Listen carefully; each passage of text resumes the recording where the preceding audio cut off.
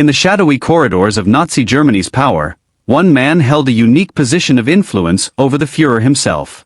Dr. Theodor Morell, Hitler's personal physician, was not just a doctor but a controversial figure whose treatments may have altered the course of history. This documentary delves into the life of the enigmatic Dr. Morell, exploring his unorthodox medical practices and the cocktail of drugs he administered to one of the most infamous dictators in history. From vitamin injections to potentially dangerous stimulants, we uncover the truth behind Hitler's drug regimen and its possible effects on his decision-making during crucial moments of World War II. Was Morell a skilled physician keeping the Führer healthy, or a quack whose treatments accelerated Hitler's physical and mental decline? Join us as we unravel this medical mystery and its far-reaching implications on the Third Reich and the world at large. Prepare for a journey into the heart of Nazi Germany's medical secrets, where science, power, and madness intersect in ways you never imagined. This is the story of Theodor Morell, Hitler's doctor. This introduction aims to capture the viewer's attention by highlighting the intriguing and controversial aspects of Dr. Morell's role,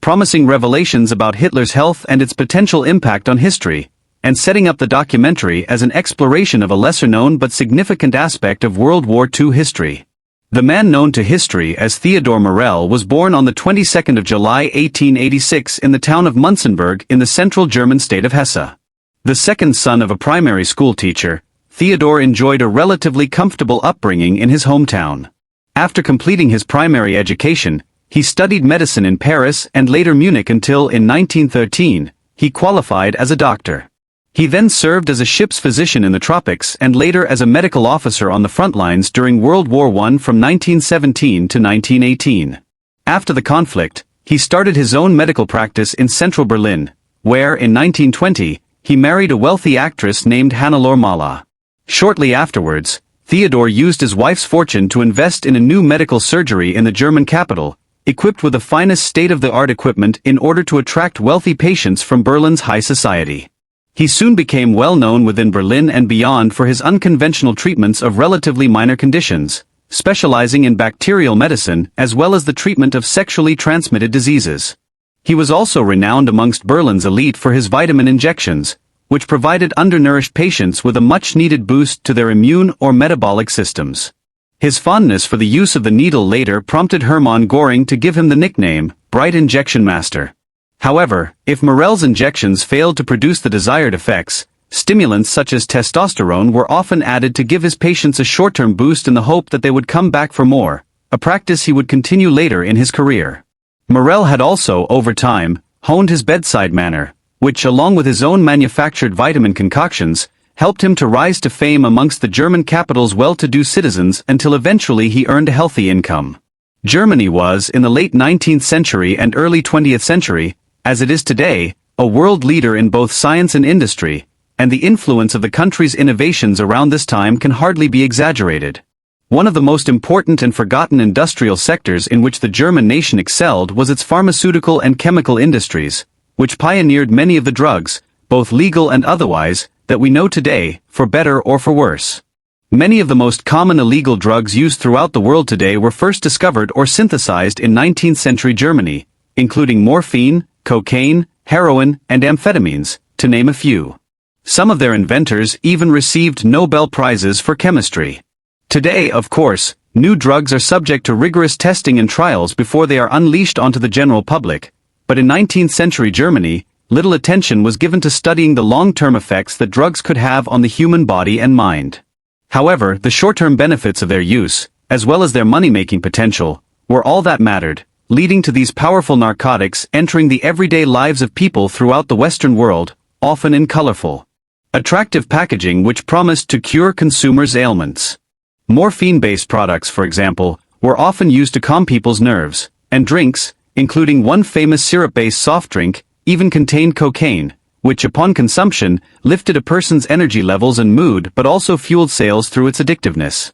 However, it should be noted that the German chemical industry also produced important beneficial drugs such as aspirin, which has certainly helped the lives of as many people as drugs such as heroin have destroyed. All of these innovations and inventions, combined with Germany's characteristically efficient industrial might, soon made the country the center of the world's drug production. Despite its economy being severely weakened after World War I, its chemical industry remained strong. By the late 1920s and early 30s, German cocaine was also a multi-million-mark industry, as the country produced around 80% of the world's supply of the drug, involving the mass import of South American coca leaves for processing. This did, however, have a knock-on effect in producing tens, if not hundreds of thousands of drug-dependent people throughout Germany, in turn making the country, or at least its major cities, famous for their narcotic-fueled residents.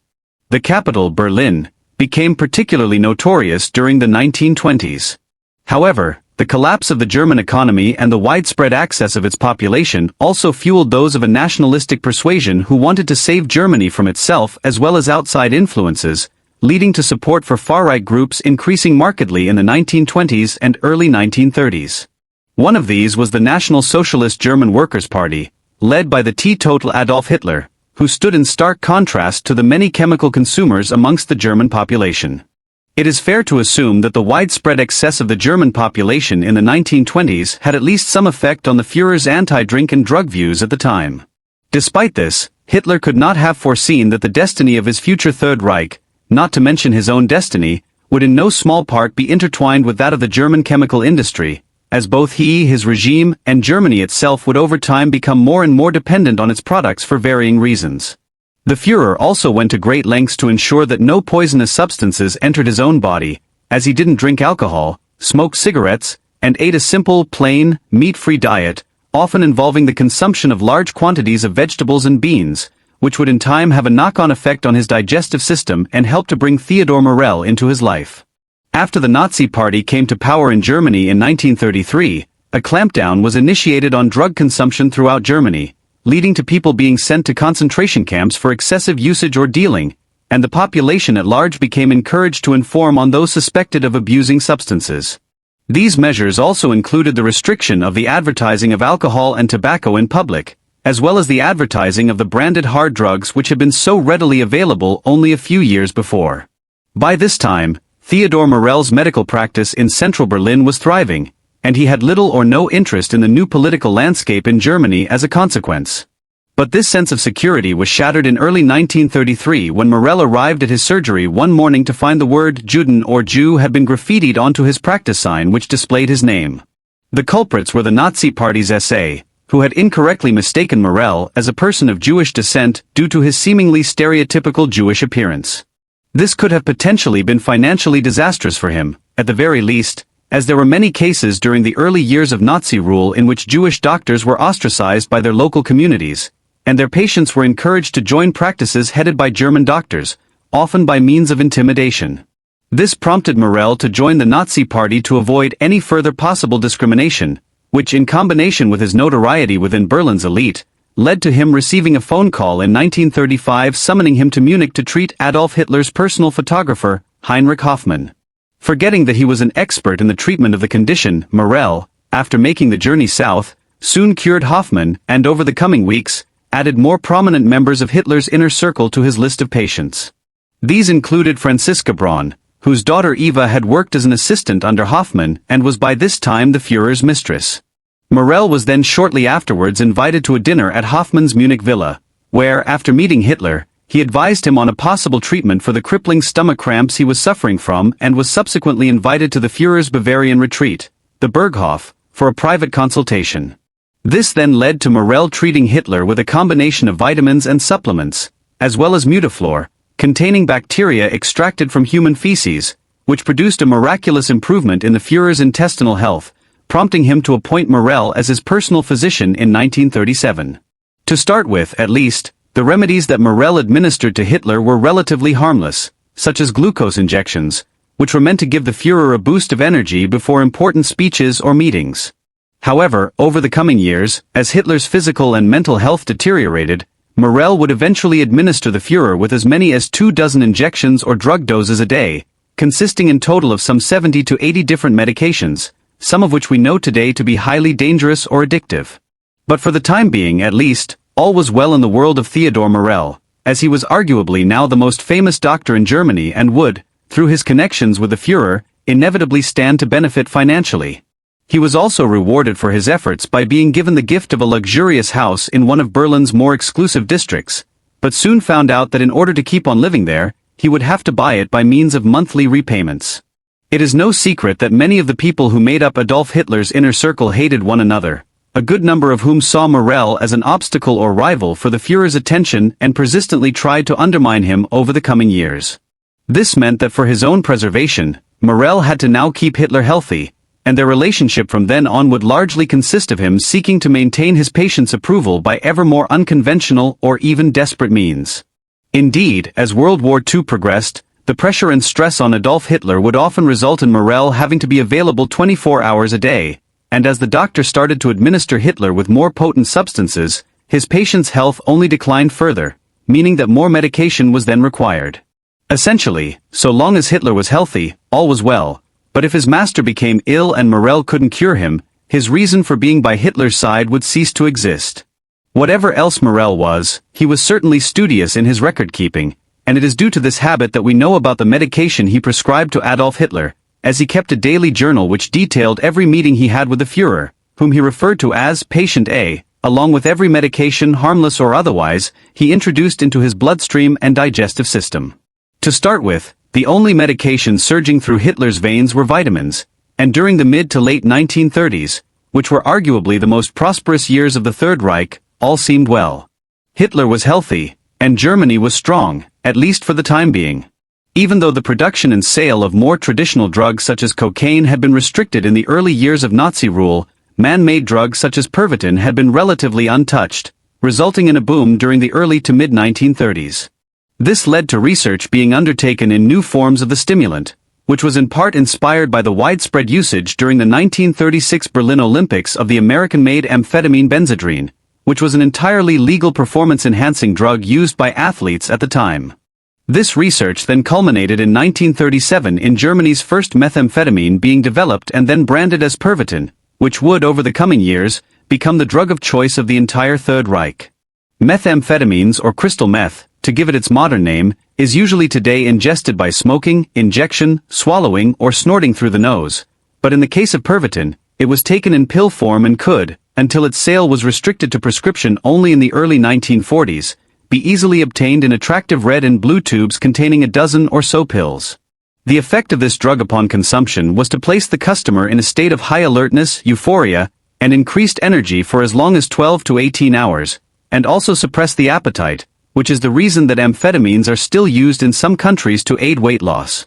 A widespread marketing campaign was then launched throughout Germany, in which Pervitin was hailed as a cure for depression, low energy levels and low blood pressure, to name but a few, and free samples were sent out en masse to hospitals and medical practices throughout the country to drum up potential business. This miracle drug, which was meant to cure all ills and replace all other drugs, would come to have a massive effect on the population of the Third Reich and its armed forces, as its usage would become widespread, resulting in hundreds of millions of tablets being mass-produced and distributed over the years. It is also no exaggeration to say that methamphetamine usage penetrated every level of German society. Doctors, students, mothers, office workers and laborers took the drug in the shape of Pervitin in their millions, and it was even marketed in everyday consumables such as chocolate, often at dangerous doses. Hitler, however, had no need for man-made stimulants at this stage, as in the late 1930s, his highs were obtained from the planning and execution of military expansion and the observation of mass troop parades from podiums.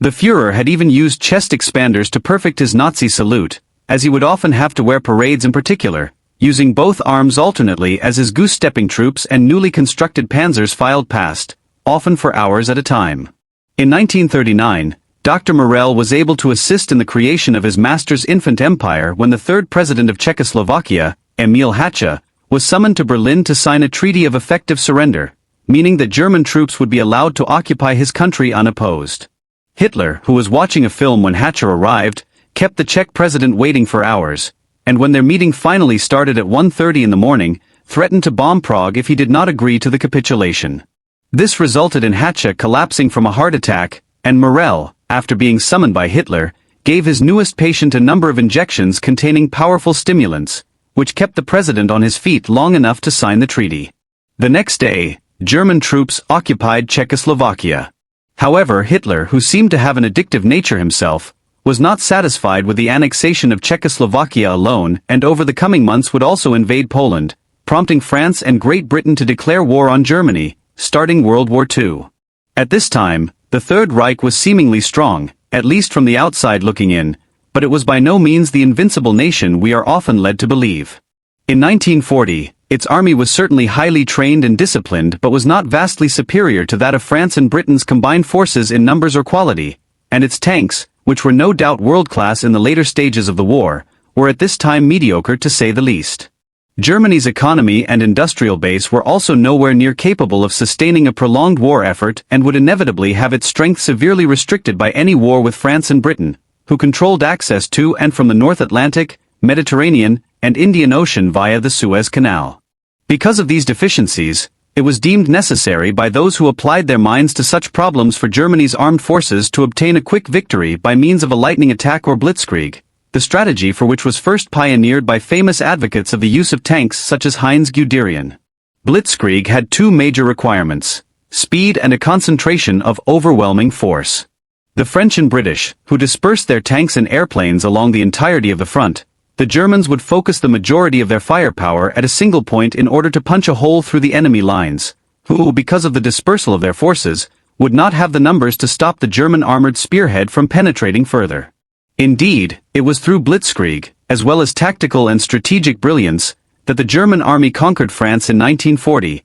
and not because of their supposed superiority in equipment or airplanes. However, the myth that the German army was unstoppable may have had some basis in fact, as drugs, and in particular methamphetamines, would become widespread in its armed forces during the forthcoming invasion of France and beyond. The usage of Pervitin had been under consideration for some time, and experiments had been conducted under the supervision of Dr. Otto Friedrich Ranke, who was the Director General of Defense Physiology at Berlin's Academy of Military Medicine. This research resulted after approval was given by the Wehrmacht Commander-in-Chief, in the so-called Stimulant Decree of April 1940, in which Pervitin was distributed to army doctors in the lead-up to the planned invasion, who then handed out the drug to the frontline troops. This measure has, until recently, been largely ignored or even forgotten by many historians, but it must, given the sheer number of drugs involved, have been one of the deciding factors in what would become one of the most famous and successful military invasions in the entire history of warfare. The use of Pervitin during the attack, which was launched in May of 1940, meant that entire tank divisions, as well as Luftwaffe squadrons, went for days without any sleep whatsoever, meaning that Hitler's Wehrmacht, whose aim was to drive towards the English Channel after breaching French lines, would keep going and, as a result, further compound any Allied efforts to stop them. There is even one report of the now legendary German General Erwin Rommel, who took Pervitin himself during the invasion of France and at one stage is supposed to have driven his tank straight through a resting column of French troops, literally crushing them in the process. The advance of the panzer divisions, combined with the fact that Hermann Göring's Luftwaffe were running rings around the Allied air forces in the skies above, resulted within a matter of weeks in the entire front collapsing, thus making Hitler the master of Western Europe.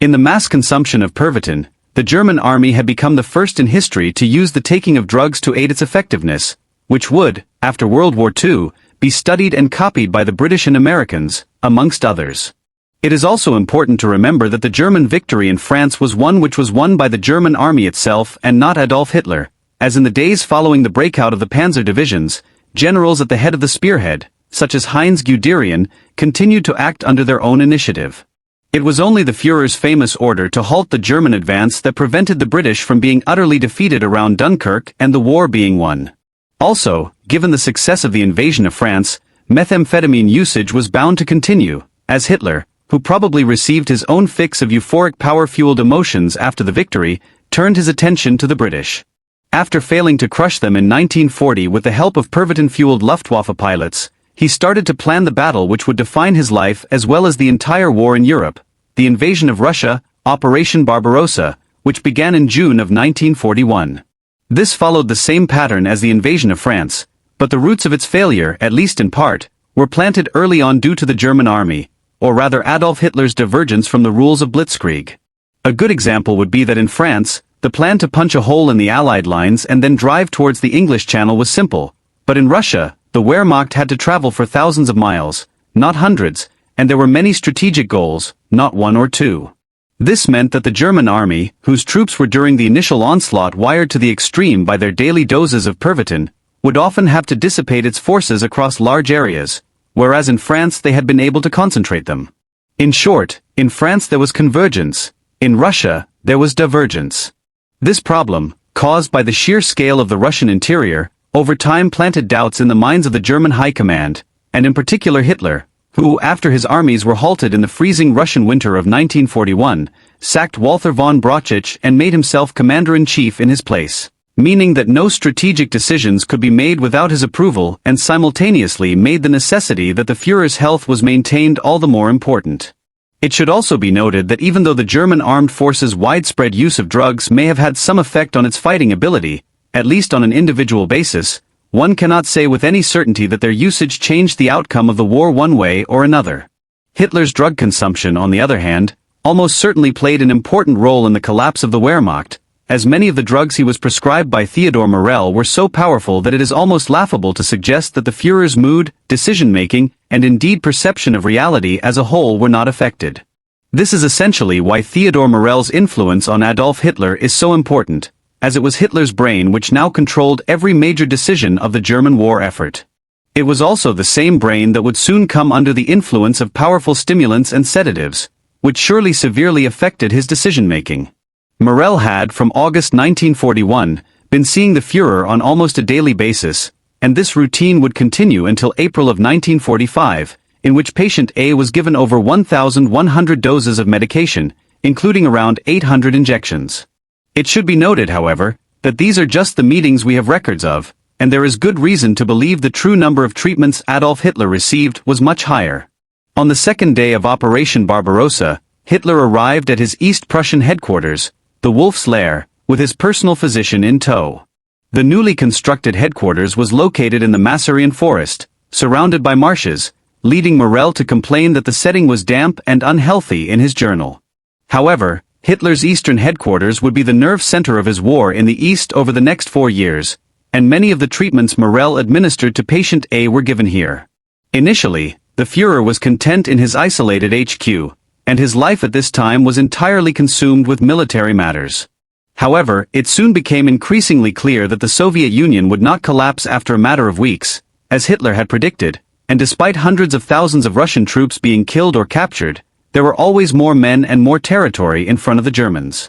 As the war in the East progressed, or rather regressed, Pervitin was used just to make the freezing winter conditions bearable and to prevent exhaustion rather than provide the troops with a war-winning performance-enhancing chemical boost. Further signs then that Hitler was beginning to suffer from the stress of the responsibilities he had undertaken first manifested themselves around the time of the onset of the Russian winter in 1941, which culminated in the Wehrmacht's traversal around Moscow in December. During this period, Morell administered the Führer with various concoctions of his own making, the most notable of which consisted of testosterone extracted from the testicles of young bulls. This medication was supposed to increase his sex drive, as despite claims to the contrary, Hitler, according to Morell at least, had an active sex life with his mistress Eva Braun, so much so that the doctor stated that he on numerous occasions found bruises on the arms and body of patient A caused by Eva's dominant sexual role-playing. Hitler had also, due to his vegetarian diet, suffered for years with what Morell described as colossal flatulence and also, according to his dental records, terrible breath, which certainly must have added to the unpleasantness his subordinates suffered during the Führer's increasingly regular verbal tirades. The doctor had previously attempted to treat patient A's intestinal problems with a tablet named Dr. Costas anti-gas pills, which was later, in 1944, found to contain the highly toxic strychnine and may have resulted in him developing the symptoms of jaundice. From 1943, Morell began to inject Hitler with an opioid called Eucadol, a drug similar to heroin, which was used to relieve severe pain spasms but which, if used in the correct dosages, did not sedate the patient but in fact gave him drastically increased energy levels. Eucadol was, however, highly addictive, which made Morell think twice about administering it. However, at this time, Hitler was suffering from severe pain, which the doctor's usual remedies had not alleviated, and the Führer had a high-level meeting with Mussolini that day, which he needed to be on top form for. Morell decided that the drug was necessary and was no doubt relieved when Hitler's symptoms evaporated within minutes after the first injection, and he returned to his work with renewed vigor and energy. Hitler then later insisted that Morell give him another injection of the drug, which he reluctantly agreed to, leading to Hitler talking constantly for 3 hours rather than with Mussolini during the conference. Eyewitness accounts expressed embarrassment at Hitler's behavior at this meeting, as it was clear that he was under the influence of drugs, as he time and again would not allow the Italian dictator to speak. But no one had the courage or influence to talk to the Führer about his strange behavior, and in the coming days, weeks and months Morell, who could not deny the clearly addicted Hitler his daily doses of Eucalyptus, had now ceased to be a physician and was now instead his master's drug dealer. He also complained in his journal that he often had to administer injections and treatments to Hitler quickly due to his schedule, meaning that he would often give patient a very high doses of powerful drugs. Around this time, Morell began to administer his master with a deceptively named Vitamal, which essentially was a combination of water, caffeine and methamphetamine, which immediately banished patient A's sleep and increased his energy levels. Indeed, many in Hitler's general staff, as well as Eva Braun, were patients of Morell, as well as Mussolini and many others, including the famous filmmaker Leni Riefenstahl, who almost unbelievably was the recipient of numerous morphine enemas. The Führer had even recommended his doctor to other Nazi party leaders, most of whom, including the SS leader Heinrich Himmler, simply dismissed him as a quack. On one occasion, Himmler obtained one of the tablets that Morell was giving to Hitler and had it tested by his own SS doctors, who found that Vitamal also contained methamphetamine. Despite this, Hitler, whose word was final, would continue to support his personal physician to the very end, possibly because he was one of the few people in his life who made him feel better, as opposed to those around him who only ever brought him bad news. During the Nazi occupation of Russia, Morell used his connections within the regime to initiate the formation of his own drug empire. This involved the acquisition of factories, plants and abattoirs, which would, with the help of the state transport network, gather animal parts as well as other ingredients from all over the German-held territories, which were then, upon delivery, distilled, refined and manufactured into Morell's own branded hormone and vitamin supplements.